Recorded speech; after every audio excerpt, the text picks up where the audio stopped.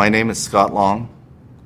I farm with my father, a family farm that's been in operation for over 100 years. We farm peaches, almonds, and wine grapes.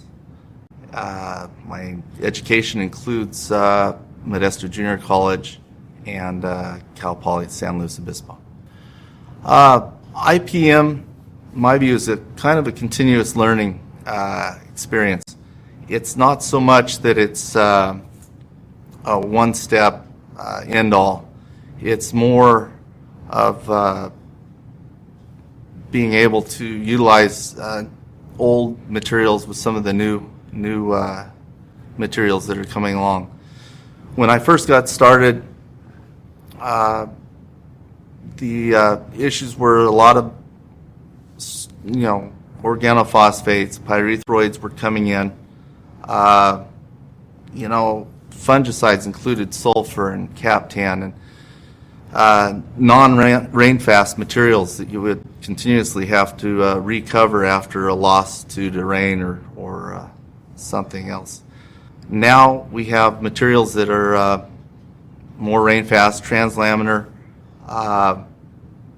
We get extended controls, and in using those materials properly, whether it be in conjunction with new or old, gives us a little bit of a mixed bag that we can take back and use off and on and not burn up age-old materials.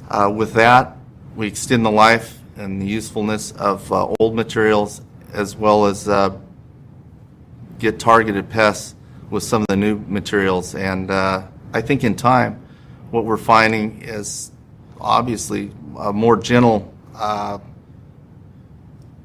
concept in using, for pesticides, targeted pest control, which doesn't infect the environment, and we get the end result, which is necessary for the consumer, is having a product that's clean and safe. One of the most difficult areas, I think, IPM is going into an area that is uncharted. Newer materials may have some question to go and jump in with both feet and expect a result that you've been having with other materials is always in question. We start out with doing some smaller acreage and find out whether this works for us. That includes alternative insect controls, maybe planting host areas for complementary insects, whether it be on fringes or weak areas of the orchard or whatever we can. Try to build up a host area where we can combat some of the targeted pests with alternative controls. A big thanks has to go out to the University Extension and the chemical companies for working together and bringing about methods of testing these materials to where you can have a certain level of confidence, and bring that forth in a print form where we can come out and use these materials with a pretty good understanding of what our results should be.